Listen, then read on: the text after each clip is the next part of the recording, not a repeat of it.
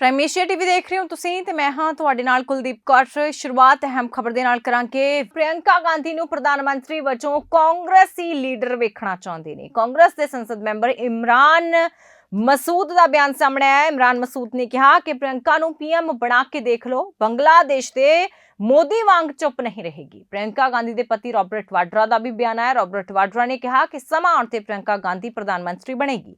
ਕਾਰੋਬਾਰੀ रॉबर्ट वाड्रा ਨੇ ਕਿਹਾ ਕਿ ਉਹਨਾਂ ਦੀ ਪਤਨੀ ਪ੍ਰਿਯੰਕਾ ਗਾਂਧੀ ਵਾड्रा ਦਾ ਸਿਆਸਤ ਵਿੱਚ ਭਵਿੱਖ ਉਜਵਲ ਹੈ ਤੇ ਇੱਕ ਸਮਾਂ ਆਏਗਾ ਜਦੋਂ ਲੋਕ ਉਹਨਾਂ ਨੂੰ ਉੱਚ ਅਹੁਦੇ ਤੇ ਵੇਖਣਗੇ। ਉਹ ਉਹਨਾਂ ਰਿਪੋਰਟਾਂ ਤੇ ਪ੍ਰਤੀਕਿਰਿਆ ਦੇ ਰਹੇ ਸੀ ਜਿਨ੍ਹਾਂ ਵਿੱਚ ਕਾਂਗਰਸ ਸੰਸਦ ਮੈਂਬਰ ਇਮਰਾਨ ਮਸੂਦ ਨੇ ਬੰਗਲਾਦੇਸ਼ ਦੀ ਸਥਿਤੀ ਦਾ ਹਵਾਲਾ ਦਿੰਦੇ ਹੋਏ ਕਿਹਾ ਸੀ ਕਿ ਪ੍ਰਿਯੰਕਾ ਗਾਂਧੀ ਆਪਣੀ ਦਾਦੀ इंदिरा गांधी वांग एक मजबूत प्रधानमंत्री साबित होएगी।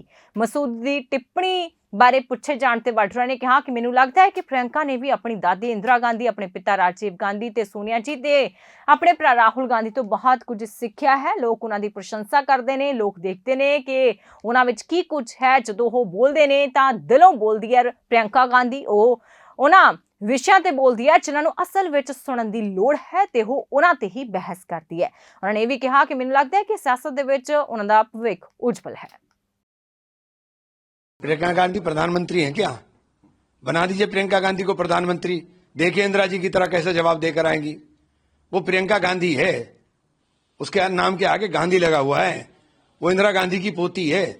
पाकिस्तान को इलाज ऐसा किया था कि पाकिस्तान सदियों उस दर्द को नहीं भूल पाया। बनाइए प्रियंका गांधी को प्रधानमंत्री, देखिए फिर जवाब कैसा मिलता है। हिम्मत भी नहीं होगी करने की। कांग्रेस पार्टी नेहरू गांधी केंद्रित पार्टी है, लेकिन अब जब कांग्रेस के वरिष्ठ नेता ये कह रहे हैं कि प्रियंका गांधी वाड्रा जी को आगे बढ़ना चाहिए एक प्रधानमंत्री उम्मीदवार के तहत, तो प्रश्न स्वाभाविक है यही उठेगा कि राहुल गांधी जी के बारे में वो क्या सोचते हैं। क्या ये एक राहुल गांधी जी के नेतृत्व की और उनकी योग्यता पर एक प्रश्न उठ रहा है क्या? ये तो कांग्रेस पार्टी बताएगी। जहां तक भारतीय जनता पार्टी की बात करें, हम नरेंद्र मोदी जी के नेतृत्व में हमारी सरकार चल रही है, सेवा भाव से सरकार चल रही है, सबका साथ, सबका विकास, सबका विश्वास, सबके प्रयास के साथ एक सरकार चल रही है।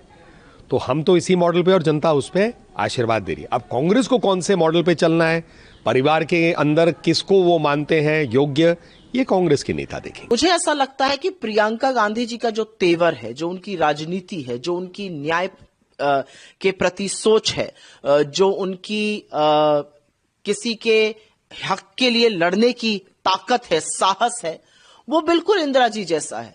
पर वही साहस, वही ताकत हमने राहुल जी में देखी है, सोनिया जी में देखी है। गांधी परिवार इस देश के आदर्शों के साथ, इस देश के लोगों के साथ खड़ा रहता है। मुझे ऐसा लगता है कि प्रियंका जी खुद अपना नेता किसको कहती हैं, आप मुझे इस बात का जवाब दीजिए।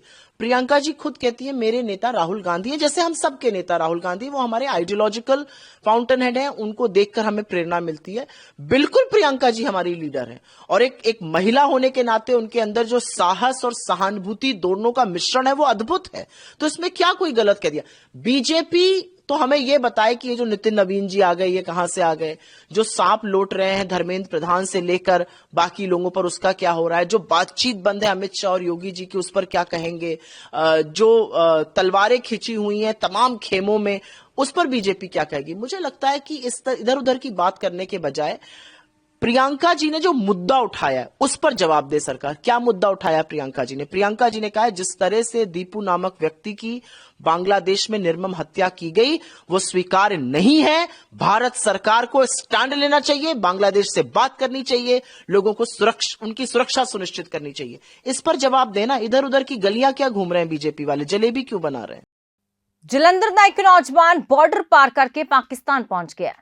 शरणदीप सिंह ਨੂੰ ਪਾਕਿਸਤਾਨ ਰੇਂਜਰਾਂ ਨੇ ਕਾਬੂ ਕਰ ਲਿਆ। ਸ਼ਰਨਦੀਪ ਤੇ ਪੰਜਾਬ ਦੇ ਵਿੱਚ ਵੀ ਕੇਸ ਦਰਜ ਨੇ। ਕਰੀਬ 1 ਮਹੀਨੇ ਪਹਿਲਾਂ ਹੀ ਕਪੂਰਥਲਾ ਜੇਲ੍ਹ ਦੇ ਵਿੱਚ ਰਹਿ ਕੇ ਆਇਆ ਸ਼ਰਨਦੀਪ ਸਿੰਘ। ਸ਼ਰਨਦੀਪ ਦੇ ਪਿਤਾ ਸਤਨਾਮ ਸਿੰਘ ਨੇ ਗੁੰਮਸ਼ੁਦਗੀ ਦੀ ਸ਼ਿਕਾਇਤ ਦਰਜ ਕਰਵਾਈ ਸੀ ਕਿ ਉਹਨਾਂ ਦਾ ਪੁੱਤ ਲਾਪਤਾ ਹੋ ਗਿਆ ਹੈ। ਸ਼ਰਨਦੀਪ ਦੇ ਪਿਤਾ ਨੇ ਕਿਹਾ ਕਿ ਸ਼ਰਨਦੀਪ ਨਸ਼ਾ ਕਰਨ ਦਾ ਆਦੀ ਸੀ। ਜਲੰਧਰ ਦੇ ਸ਼ਾਹਕੋਟ ਦਾ ਰਹਿਣ ਵਾਲਾ ਸ਼ਰਨਦੀਪ ਸਿੰਘ ਪਾਕਿਸਤਾਨ ਦਾ ਬਾਰਡਰ ਟੱਪ ਗਿਆ, ਜਿਸ ਦੀ ਜਾਣਕਾਰੀ ਪਾਕਿਸਤਾਨ ਰੇਂਜਰਾਂ ਵੱਲੋਂ ਦਿੱਤੀ ਗਈ ਹੈ।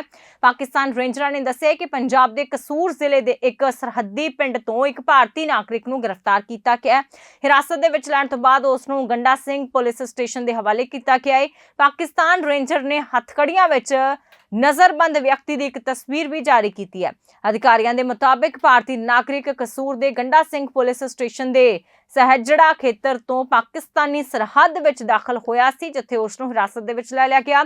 ਪਾਕਿਸਤਾਨੀ ਰੇਂਜਰਾਂ ਵੱਲੋਂ ਗ੍ਰਿਫਤਾਰ ਕੀਤੇ ਗਏ ਵਿਅਕਤੀ ਦੀ ਪਛਾਣ ਸ਼ਰਨਦੀਪ ਸਿੰਘ ਵਜੋਂ ਹੋਈ ਹੈ, ਜੋ ਕਿ ਜਲੰਧਰ ਜ਼ਿਲ੍ਹੇ ਦੀ ਸ਼ਾਹਕੋਟ ਤਹਿਸੀਲ ਦਾ ਰਹਿਣ ਵਾਲਾ ਹੈ। ਸ਼ਰਨਦੀਪ ਸਿੰਘ ਨੂੰ ਸਰਹੱਦ ਦੀ ਉਲੰਘਣਾ ਕਰਨ ਦੇ ਦੋਸ਼ ਦੇ ਵਿੱਚ ਗ੍ਰਿਫਤਾਰ ਕੀਤਾ ਗਿਆ ਹੈ।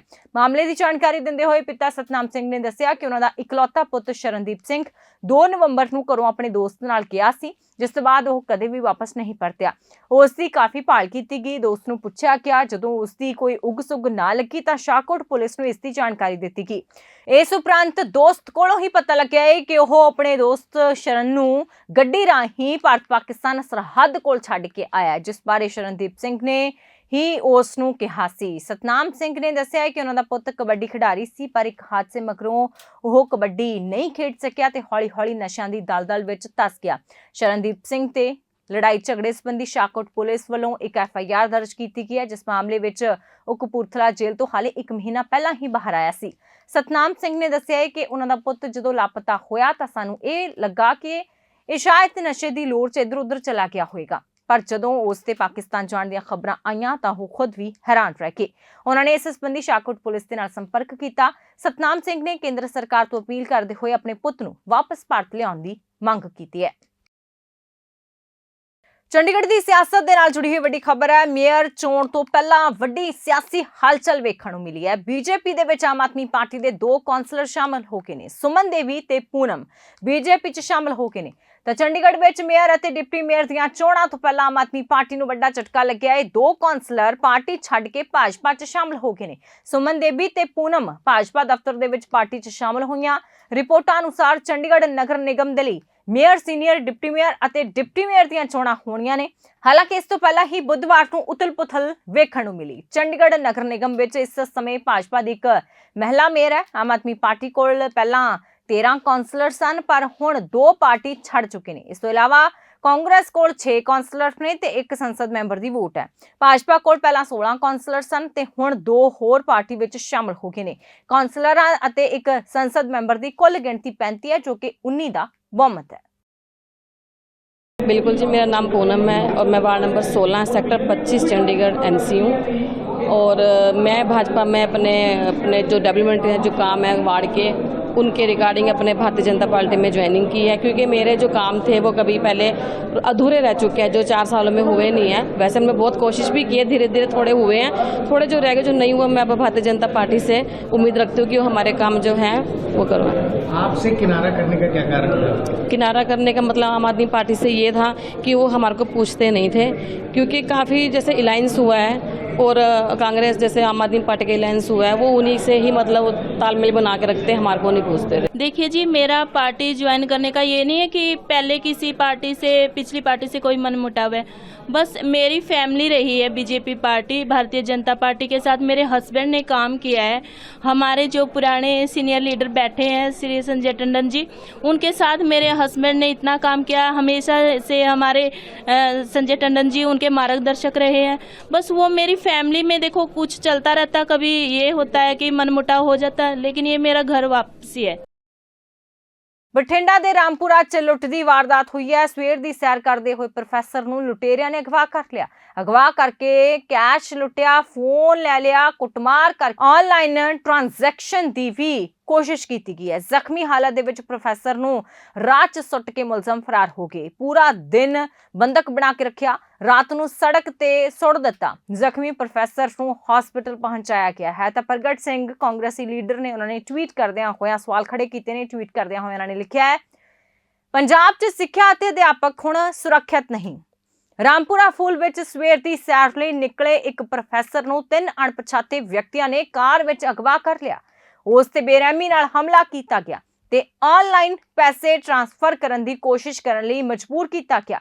ਇਸ ਤੋਂ ਬਾਅਦ ਉਸ ਨੂੰ ਬਠਿੰਡਾ ਦੇ ਖਿਆਲੀ ਪਿੰਡ ਨੇੜੇ ਬੇਸੁੱਧ ਹਾਲਤ 'ਚ ਸੁੱਟ ਦਿੱਤਾ ਗਿਆ। ਇਹ ਭਿਆਨਕ ਘਟਨਾ ਕਾਨੂੰਨ ਵਿਵਸਥਾ ਤੇ ਪੂਰੀ ਤਰ੍ਹਾਂ ਢਹਿ-ਢੇਰੀ ਹੋਣ ਦਾ ਪਰਦਾਫਾਸ਼ ਕਰਦੀ ਹੈ। ਜਦੋਂ ਅਧਿਆਪਕ ਸੁਰੱਖਿਅਤ ਹੁੰਦੇ ਨੇ ਤਾਂ ਆਮ ਨਾਗਰਿਕਾਂ ਦੀ ਕੀ ਸੁਰੱਖਿਆ ਹੁੰਦੀ ਹੈ? ਸਰਕਾਰ ਲੋਕਾਂ ਦੀ ਸੁਰੱਖਿਆ ਕਰਨ ਵਿੱਚ ਪੂਰੀ ਤਰ੍ਹਾਂ ਅਸਫਲ ਰਹੀ ਹੈ। ਖਬਰਾਂ ਦੇ ਇਸ ਬੁਲੇਟਿਨ ਦੇ ਵਿੱਚ ਇੰਨਾ ਹੀ। ਹੁਣ ਮੈਨੂੰ ਕੁਲਦੀਪ ਕੌਰ ਨੂੰ ਦਿਓ ਇਜਾਜ਼ਤ। ਦੇਖਦੇ ਰਹੋ ਪ੍ਰਾਈਮ ਏਸ਼ੀਆ TV, ਤੁਹਾਡਾ ਆਪਣਾ, ਤੁਹਾਡੇ ਲਈ।